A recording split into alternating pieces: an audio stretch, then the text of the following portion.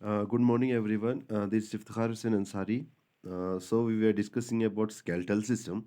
In skeletal system, we had discussed skull, the vertebral column, and today we will be discussing about ribs, which forms the largest part of thoracic skeleton, which helps in protection of our essential organs such as we call it such as heart, lungs, in essential organ को support करने में as well as protect करने में मदद करता है हमारा ribs. अगर हम रिब्स की स्ट्रक्चर की बात करें तो फिर ये एक स्ट्रिप लाइक बोन होता है जो कि स्ट्रेच करता है बॉडी के पोस्टीरियर सेक्शन से एंटीरियर सेक्शन तक। ठीक, तो फिर अगर हम पोस्टीरियर सेक्शन की बात करें तो फिर पोस्टीरियर सेक्शन में आपको पता है कि यहाँ पे आपके वर्टेब्रल कॉलम है जिसमें हमारे वो वाले वर्टेब्रे हैं जो थोरेसिक रीजन में पाए जाते हैं जिनको बोलते हैं हम थोरेसिक वर्टेब्रे। तो फिर ये पोस्टीरियरली थोरेसिक वर्टेब्रे के साथ आर्टिकुलेट करते हैं और आगे आके ये स्टर्नम बनाते हैं। ठीक, स्टर्नम के लेटरल एज बनाते हैं। ठीक, अगर हम इन रिब्स के स्ट्रक्चर की बात करें, रिबन लाइक होता है और ये यहाँ पे हम अगर हम बात करेंगे तो फिर यहाँ पे कार्टिलेजिनस स्ट्रक्चर जब ये एंटीरियरली प्रोजेक्ट करता है तो फिर जब ये एंटीरियर पोर्शन में पहुँचते हैं तो फिर यहाँ पे कार्टिलेजिनस स्ट्रक्चर लाइक स्ट्रक्चर बनाते हैं जिनको कोस्टल कार्टिलेज बोलते हैं जो कि एंटीरियर एंड में ज्वाइन करती हैं। ठीक, अगर हम कोस्टल कार्टिलेज या रिब्स की बात करें तो फिर costal cartilage along with this rib ये जो है कोस्टा बनाते हैं जी, ओवरऑल स्ट्रक्चर बनाते हैं थोरेसिक कार्टिलेज थोरेसिक स्केलेटन का। ठीक, अगर हम लार्जर पार्ट की बात करें थोरेसिक स्केलेटन में तो फिर मैं ठहरो मैं अभी आप लोगों को डायग्रामेटिकली शो करता हूँ। तो यहाँ पे ये वाला सेक्शन जो है ये पूरा आपका रिब केज बनाता है जो कि आपके ऑर्गन्स को प्रोटेक्ट करने में मदद करती है। तो पोस्टीरियरली अगर आप देखेंगे तो फिर पोस्टीरियरली यहाँ पे जो आपका ये वर्टिबल कॉलम है थोरेसिक वर्टिब्रे है उसके साथ ये आर्टिकुलेट करता है और ये रिबन लाइक जो बोन है या फ्लैट बोन है ये एंटीरियरली प्रोजेक्ट करता है विद और आर्टिकुलेट करता है विद स्टर्नम। ठीक, तो फिर हमने ये बताया कि ये जो थोरेसिक स्केलेटन है, इनमें अगर हम थोरेसिक स्केलेटन है, इनमें एक होता है आपके पास एक एक होता है आपके पास ये costal cartilage as well as आपके पास होती है मेन रिब्स होती है। यानी कि कोस्टल कार्टिलेज मीन्स ये वो जब एंटीरियर पोर्शन में पहुँचती है, तो फिर ये थोड़े जब ये आर्टिकुलेट करने लगते हैं, तो फिर वो यहाँ यहाँ पे ये कार्टिलेजिनस स्ट्रक्चर बनाते हैं और ये पोस्टीरियरली जो है ये बोनी स्ट्रक्चर होता है। ठीक, तो फिर देखते हैं अगर हम थोरेसिक स्केलेटन की बात करें तो फिर यहाँ पे स्टेरनम भी होती है, यहाँ पे रिब्स भी होती है, कोस्टल कार्टिलेज भी होती है। लेकिन यहाँ पे जो रिब्स और कोस्टल कार्टिलेज है ये आपका थोरेसिक स्केलेटन का सबसे बड़ा वाला हिस्सा बनाती है। नॉर्मली अगर हम रिब्स के बारे में बात करें तो फिर यहाँ पे ह्यूमन में 12 पेयर ऑफ रिब्स प्रेजेंट होती है। अगर हम इसके एम्ब्रियोलॉजी की बात करें, सॉरी एम्ब्रियोलॉजी है यहाँ पे भी है, तो फिर यहाँ पे जो रिब्स होते हैं ये जो है मेसेनकाइमल कंडेंसेशन की मदद से की द्वारा आपको देखता है इन सोमेटोप्ल्यूरिया में। अगर हम इसकी बात करें तो फिर यहाँ पे जो है कॉन्ट्रिफिकेशन जो है इमीडिएटली स्टार्ट होती है जब यहाँ पे ये स्ट्रक्चर बन रही होती है तो फिर इनमें कॉन्ट्रिफिकेशन होते होते रहते हैं।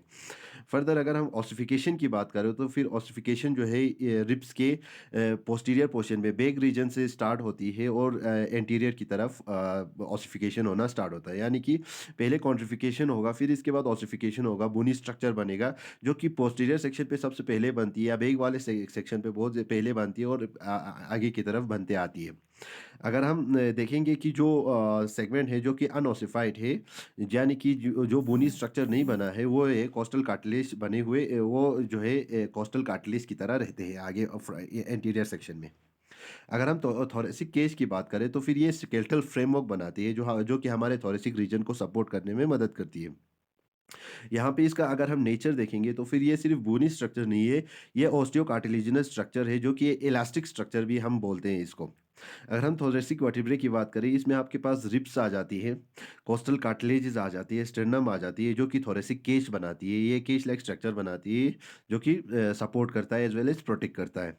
अगर हम इसमें प्रोटेक्शन की बात करें तो फिर ये प्रोटेक्शन करता है इंटरनल ऑर्गन को, ये थोरेसिक कैविटी को सपोर्ट करता है, सुपीरियर ट्रंक को सपोर्ट करता है, पेक्टोरियल गिर्डल को सपोर्ट करता है और अपर लिम्स को भी सपोर्ट करने में ये मदद करता है हमारा थोरेसिक केज। फर्दर अगर हम इसका सिग्निफिकेंट रोल देखेंगे तो फिर यहाँ पे इंट्राथोरेसिक जो प्रेशर होता है जब रेस्पिरेशन हो रहा होता है तो फिर वहाँ पे आपका इंस्पिरेशन या एक्सपायरेशन होते रहते हैं तो फिर उस टाइम पे यहाँ पे रेस करने में या रिड्यूस करने में मदद करते हैं इंटरनल कैविटी को बढ़ाने में या कम करने में यही जो रिप्स है ये इंपॉर्टेंट रोल अदा करते हैं। अगर हम रिब्स की बात करें तो फिर ये जो है हमने पहले ही बताया कि ये 12 बूंद से बनी हुई होती है जो कि एक प्रोटेक्टिव केज बनाती है। अगर हम इसके आर्टिकुलेशन की बात करें तो फिर ये थोरेसिक वर्टिब्रे के साथ पोस्टीरियरली आर्टिकुलेट करते हैं और एंटीरियरली अगर हम देखेंगे तो फिर ये एज ए कार्टिलेज आपको देखने को मिलता है जिसको हम कोस्टल कार्टिलेज बोलते हैं, ये याद रखिएगा। फर्दर स्ट्रक्चर में आप मैंने आपको पहले ही दिखा दिया।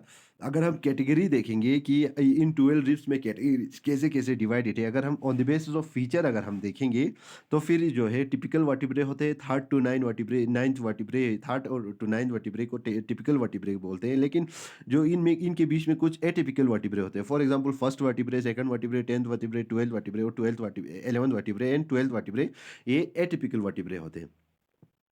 अगर हम नॉर्मल रिब्स की बात करें तो फिर इनका सेम जनरल फीचर होता है लेकिन एटिपिकल सॉरी रिब्स की अगर हम बात करें तो फिर इनका कुछ स्पेशल फीचर होता है इसकी वजह से इनको एटिपिकल रिब्स बोला जाता है। अगर हम देखेंगे according to the relation with sternum जो कि बॉडी के एंटीरियर सेक्शन पे जो स्टर्नम है इसके साथ इनका कैसे आर्टिकुलेशन है उसके बेसिस पे अगर हम देखेंगे तो फिर आपको देखता है कि आपको देखने को मिलेगा कि यहाँ पे जो है कुछ होता है आपके ट्रू रिब्स बोला जाता है कुछ रिब्स को आप फॉल्स रिब्स बोलते हैं। अगर हम ट्रू रिब्स की बात करें तो फिर फर्स्ट टू 7 रिब्स को ट्रू रिब बोला जाता है यानी कि 1 2 3 4 5 6 7 7 सॉरी 7 ये ऊपर वाला है। 7 रिब्स तक आपको ट्रू वर्टिब्रे के नाम से आपको जाना जाता है और इसके बाद जो आपके वर्टिब्रे हैं 5 जो वर्टिब्रे आपके पास बच रहे हैं उन्हें फॉल्स रिब बोला जाता है। वो क्यों? अगर हम ट्रू रिब्स की बात करें तो सॉरी ट्रू रिब्स की अगर हम बात करें तो फिर ट्रू रिब्स जो है आर्टिकुलेट करता है स्टर्नम के साथ एंटीरियरली। लेकिन अगर हम फॉल्स रिब्स की बात करें तो फिर वो डायरेक्टली स्टर्नम के साथ ज्वाइन नहीं करते, आर्टिकुलेट नहीं करते। स्ट्रक्चर में आपको देखने को मिल रहा होगा कि सॉरी जो आप यहाँ पे 1 टू 7 वर्टिब्रे आप देख रहे हो ये डायरेक्टली आर्टिकुलेट करता है विद स्टर्नम। स्टर्नम के साथ डायरेक्ट आर्टिकुलेशन कर रहा है ये सब वर्टिब्रे। लेकिन इनके बाद जो 7 के बाद जो 8th वर्टिब्रे है, 9 है, 10th है, 11th है और 12th वर्टिब्रे जो है ये डायरेक्टली आर्टिकुलेट नहीं करते। 10th वर्टिब्रे जो है ऊपर वाले जो 7 वर्टिब्रे के कोस्टल कार्टिलेज है उसके साथ आर्टिकुलेट कर रही है। और ये 8 9 और 10th वर्टिब्रे जो है ऊपर वाले कोस्टल कार्टिलेज के साथ आर्टिकुलेट करती है। एज वेल एज अगर हम 11th और 12 वर्टिब्रे की बात करें तो फिर वो फ्री फ्लोटिंग है, आपको देखने को मिल रहा है। अगर हम आर्टिकुलेशन के बेस पे देखेंगे तो फिर वर्टिब्रोस्टेनल रिब्स जो है आपके पास 1 टू 7 है। वर्टिब्रोस्टेनल रिब्स मतलब ये जो 1 टू 7 जो ये जो 7 रिब्स है ऊपर वाले रिब्स है ये पीछे पोस्टीरियरली यहाँ पे वर्टिब्रल कॉलम के साथ थोरेसिक वर्टिब्रे के साथ आर्टिकुलेट करते हैं और एंटीरियरली आपकी स्टेरनम के साथ आर्टिकुलेट करती है। लेकिन जो आपका 8 और 10th वर्टिब्रे होते हैं ये डायरेक्टली स्टेरनम के साथ ज्वाइन नहीं करते हैं। ये पोस्टीरियरली जो है थोरेसिक वर्टिब्रे के साथ तो आर्टिकुलेट करती है लेकिन अगर हम एंटीरियरली देखेंगे तो फिर ये ऊपर वाले कोस्टल कार्टिलेज के साथ हायर रिब्स के या कोस्टल कार्टिलेज के साथ आर्टिकुलेट करती है। ये डायरेक्ट स्टर्नम के साथ आर्टिकुलेट नहीं करती है। 8 और 10th जो आपके पास रिब्स होते हैं लेकिन आपके पास जो 11th और 12th रिब्स है वो आर्टिकुलेट ही नहीं करती है एंटीरियर सेक्शन में और इनको बोला जाता है फ्लोटिंग रिब्स। इनके बारे में अगर हम बाद में पढ़ेंगे। अगर हम अरेंजमेंट देखेंगे तो फिर जो है रिब्स जो है एक दूसरे के साथ अरेंज्ड होते हैं ऊपर से नीचे की तरफ और उनके बीच में छोटे छोटे गैप्स होते हैं जिनको बोलते हैं इंटरकोस्टल स्पेस बोलते हैं। अगर हम सॉरी रिब्स की लेंथ की बात करें तो फिर जो रिब्स होते हैं उनका लेंथ जो है फर्स्ट वर्टिब्रे टू 7 वर्टिब्रे ये बढ़ता रहता है यानी कि फर्स्ट वर्टिब्रे छोटा होगा उससे थोड़ा बड़ा सेकंड रिब होगा, फिर थर्ड रिब उससे ज़्यादा बड़ा होगा, फोर्थ रिब उससे ज़्यादा बड़ा होगा।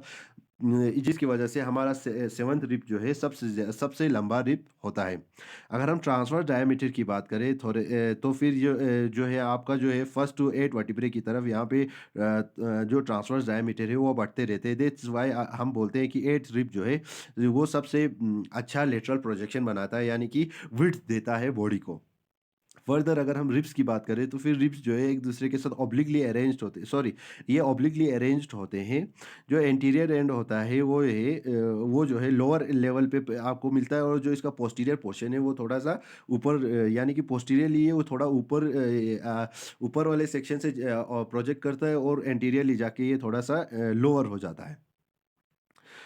अगर हम ऑब्लिक रिब्स की बात करें तो फिर फर्स्ट टू नाइन्थ रिब्स जो है ये प्रोग्रेसिवली ऑब्लिगिटी इनमें ऑब्लिगिटी इनमें जो आती है, वो जो है फर्स्ट टू नाइन्थ वर्टिब्रे ये ज़्यादा होते रहते हैं, और जिसकी वजह से हम नाइन्थ रिब्स को बोलते हैं कि ये सबसे ज़्यादा ऑब्लिक रिप होता है। अगर हम विड्थ की बात करें रिब्स की, तो फिर ये जो है ऊपर से नीचे की तरफ स्लोली इनका विड्थ जो है कम होते जाता है। अगर हम कोस्टल कार्टिलेज की बात करें, सबसे पहले एंटीरियर सेक्शन की बात करें, तो फिर एंटीरियर जो 7 वर्टिब्रे है जो स्टेरनम के साथ आर्टिकुलेट कर रही है, तो फिर वो जो है कोस्टल कार्टिलेज के द्वारा आर्टिकुलेट किया जाता है। अगर हम कार्टिलेज की बात करें तो फिर एंटीरियर एंड में 8, 9 और 10 रिब्स की अगर हम बात करें तो फिर ये डायरेक्टली आर्टिकुलेट नहीं करते, ये हमने पहले ही बताया। ये जो है ऊपर वाले कार्टिलेज के साथ आर्टिकुलेट ये जॉइन करते हैं। फर्दर अगर हम 11 और 12 रिब्स के एंटीरियर सेक्शन की बात करें तो फिर ये फ्री होते हैं, ये स्टर्नम के साथ आर्टिकुलेट करते ही नहीं है, तो फिर इस वजह से इनको फ्लोटिंग रिब्स भी बोला जाता है। अगर हम टिपिकल वर्टिब्रेस की अगर हम sorry sorry extremely very sorry, अगर हम टिपिकल रिब्स की अगर हम पार्ट्स की अगर हम बात करें तो फिर इनमें मेनली 3 पार्ट होते हैं, एंटीरियर एंड होता है, पोस्टीरियर एंड होता है, और इसका शाफ्ट होता है। अगर हम इंटीरियर एंड की बात करें तो फिर इंटीरियर एंड पे छोटे-छोटे आपको डिप्रेशंस देखने को मिलते हैं, जहाँ पे आप एक जो है कोस्टल कार्टिलेज जो है वो जो एक दूसरे कार्टिलेज के साथ जॉइन करने में मदद करते हैं, जहाँ पे एक प्राइमरी कार्टिलेजिनस स्ट्रक्चर बनाने में मदद करता है, जिसको कोस्टोकॉन्ड्रल जॉइंट भी बोला जाता है। लेकिन इसका जो पोस्टीरियर एंड होता है, पोस्टीरियर एंड पे आपके पास एक हेड प्रेजेंट होता है, नेक प्रेजेंट होता है, और ट्यूबरकल प्रेजेंट होता है। लेकिन ऑन द अदर हैंड ये जो शाफ्ट है, ये जो है लॉन्गेस्ट पार्ट होता है आपके रिब्स का, और जो है ये एंटीरियर से पोस्टीरियर की तरफ, पोस्टीरियर से एंटीरियर की तरफ आपको देखने को मिलता है। अगर हम स्ट्रक्चरली देखेंगे टिपिकल रिब्स की, तो फिर आपको देखने को मिलेगा कि इसका जो इसका अगर हम इसके बारे में बात करेंगे तो फिर इसके एंटीरियर रिफ की एंटीरियर सेक्शन की अगर हम बात करेंगे तो फिर ये जो है कोस्टल कार्टिलेज बनाता है, और यहीं पे आपके फैसेट्स प्रेजेंट होते हैं जो कि एक कार्टिलेज जो दूसरे कार्टिलेज के साथ ज्वाइन करते हैं। फर्दर ये जो मेन बॉडी है यहाँ से यहाँ तक, ये इसको शाफ्ट बोला जाता है, जो कि मेन सेक्शन बनाते हैं आपके रिब्स का। और आपकी अगर हम इंटीरियर सेक्शन की बात करें तो फिर यहाँ पे आपके पास पोस्टीरियर पोर्शन की बात करें तो फिर यहाँ पे आपके पास हेड प्रेजेंट होती है, नेक प्रेजेंट होती है, और ट्यूबरकल्स प्रेजेंट होती है। अगर हम आर्टिकुलेशन की बात करें तो फिर मेजॉरिटी ऑफ द रिब्स जो है वो एंटीरियर और पोस्टीरियर आर्टिकुलेशन दोनों करते हैं। एंटीरियर अगर हम एंटीरियर अटैचमेंट की बात करें रिब्स की, तो फिर जो है फर्स्ट टू सेवन जो रिब्स होते हैं वो इंडिपेंडेंटली स्टर्नम के साथ आर्टिकुलेट करती है। 8 टू 10 रिप ये जो है कोस्टल कार्टिलेज के साथ जो ऊपर वाले कोस्टल कार्टिलेज है उसके साथ अटैच करते हैं, और 11 और 12 जो है फ्री होते हैं, जिस वाई उनको बोला जाता है फ्लोटिंग रिब्स। अगर हम साइड कंक्लूजन की बात करें तो फिर जो है रिब्स के साइड जो है हमें देखने को तो फिर आपको देखने को मिलता है कि जो इसका पोस्टीरियर पोर्शन है ये इसका हेड और नेक और ट्यूबरकल बना रहे हैं, जो और इसका मीडियल सेक्शन जो है वो कनकेविटी प्रोवाइड करती है आपके रिब केज को, एज वेल एज अगर हम इसके एंटीरियर सेक्शन की बात करें तो फिर एंटीरियर सेक्शन जो है इंफीरियरली डायरेक्ट करती है।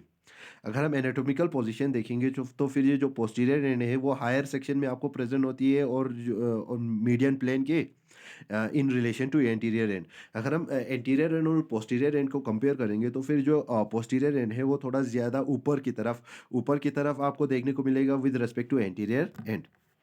अगर हम एटिपिकल रिब्स की बात करें तो फिर 1 टू 10, 11 एंड 12 जो रिब्स है उनको एटिपिकल हमने रिब्स बोला है। तो फिर अगर हम सबसे पहले रिब 1 की बात करें तो फिर ये सबसे छोटा होता है और वाइडर होता है अदर रिब से, यानी कि अगर हम और 11 रिब से अगर हम रिब 1 को कंपेयर करेंगे तो फिर ये सबसे छोटा होता है और सबसे चौड़ाई में सबसे ज़्यादा होता है। इसके पास इस पे सिर्फ एक ही फेसेट प्रेजेंट होते हैं इसके हेड के रीजन में, जो कि आर्टिकुलेट करता है कॉरेस्पॉन्डिंग फर्स्ट वर्टिब्रे के साथ। फर्दर जो सुपीरियर सरफेस है वो वहाँ पे 2 ग्रूव्स प्रेजेंट होते हैं जहाँ पे सब क्लेवियन जो विसल्स हैं उनके लिए यहाँ पे जगह बनाती है। लेकिन अगर हम रिब 2 की बात करें तो फिर ये थिनर होती है, लेकिन ये लंबा होता है रिब 1 से, और यहाँ पे 2 आर्टिकुलर फेसेट प्रेजेंट होते हैं इसके हेड के रीजन में, जो कि नॉर्मली हर रिब्स पे प्रेजेंट होती है। अगर हम इसके रफ एरिया की बात करें तो फिर इसका अपर सरफेस जो है रफ निट होता है, जो कि जहाँ पे जो हमारा मसल है एंटीरियर मसल है सेरेटस लॉन्जिटूडिनस एंटीरियर मसल है, उसको अटैच करने में मदद करती है। अगर हम रिब टेन की बात करें, तो फिर इस पे भी सिर्फ़ एक ही फ़ेसेट प्रेज़ेंट होती है, जो कि कॉरेस्पॉन्डिंग वर्टिब्रे के साथ आर्टिकुलेट करते हैं। रिब 11 और 12 की बात करें, तो फिर यहाँ पे इन पे नेक एब्सेंट होते हैं। इन वाले रिब्स में नेक एब्सेंट होती है और इनमें सिर्फ़ एक ही फ़ेसेट प्रेज़ेंट होती है, जो कि आर्टिकुलेट करते हैं कॉरेस्पॉन्डिंग वर्टिब्रे के साथ। ठीक, thank you, thanks lot, this all for ribs and the thoracic skeleton। Thank you, thanks lot.